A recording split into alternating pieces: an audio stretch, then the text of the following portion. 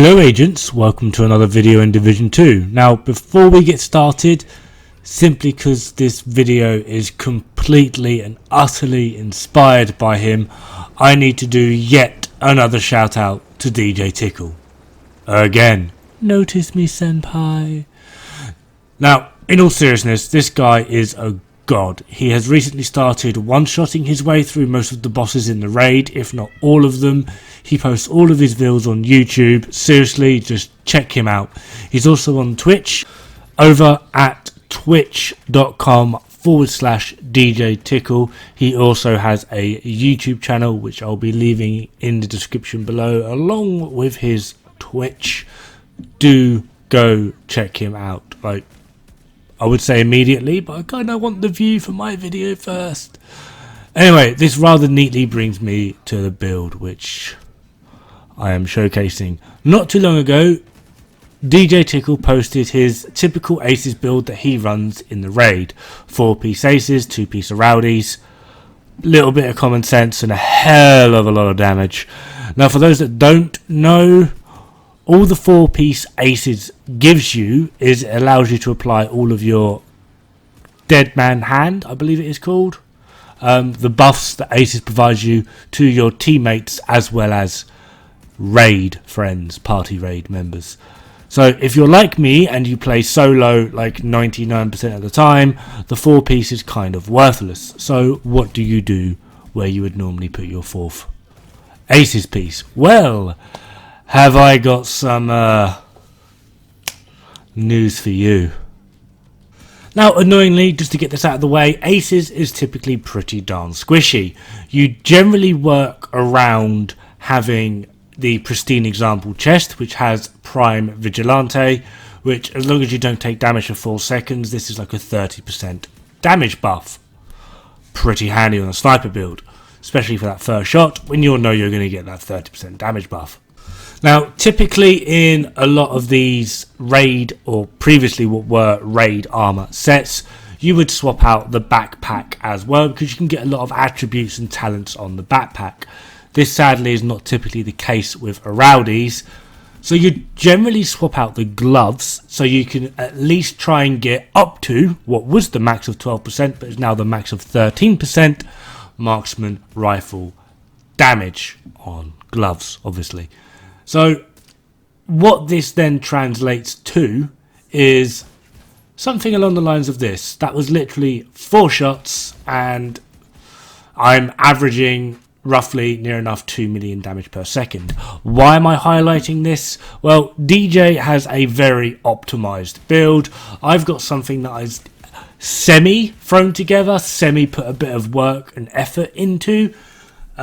Basically about 2 or 3 days worth of average grinding. Sniping isn't really my thing and I'm getting some pretty good DPS, pretty good damage.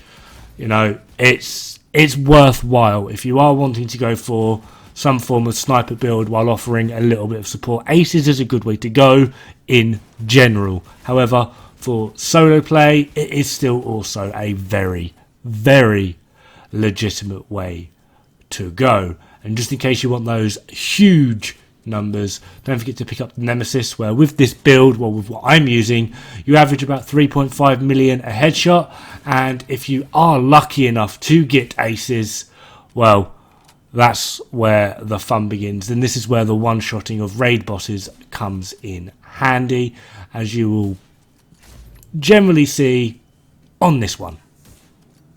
7.2 million. Hold me, daddy, hold me.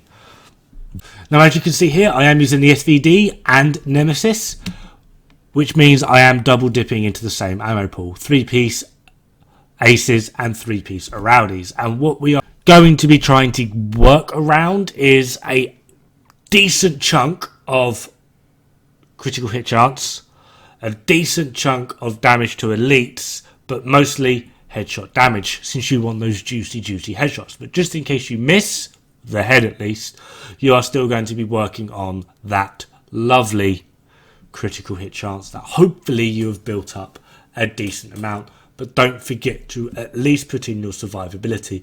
On this build, my armor is okay, but my health is pretty darn low. I would not run this build with my health value that damn low. So let's have a quick gander at some of the attributes on the pieces I have. First up is the mask. Not going to go into the build attributes and talents of the set itself. As you can see, I've got a good bit of critical hit chance there, as well as damage to elites. On the chest, this is pristine example. Again, weapon damage and headshot damage, they're going to be the main two you really want.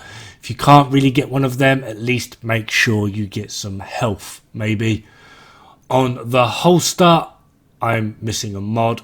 I've got some health there and some more critical hit chance. It's really sort of the only balanced combination you could do, unless you're running a little bit low on armor. But armor is easier to come by than health.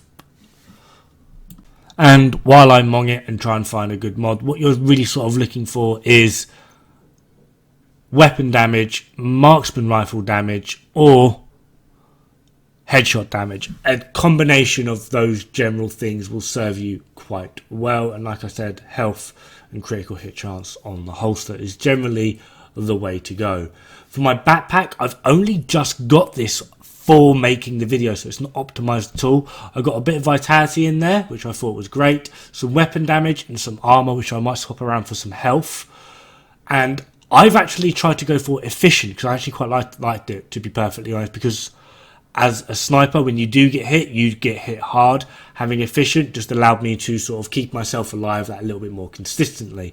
For the gloves, pretty up there with the marksmanship rifle damage. And I've got opportunistic in there as well, which is, for me, at least with an SVD, near enough a must. And it does come in absolute beautiful handy.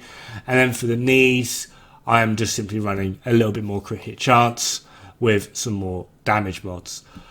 Mix and match your damage mods how you see fit. I've come across many build videos where people just highlight on weapon damage. I've seen some where people are more focused on headshot damage. I've seen some where people are more focused on just marksman rifle damage, to try and find your balance.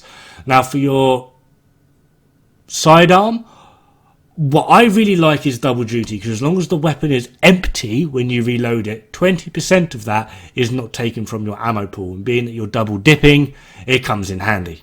Anyway, that is me. Thank you very much for watching. Hope to see you guys pretty darn soon. Good luck, have fun, and don't die.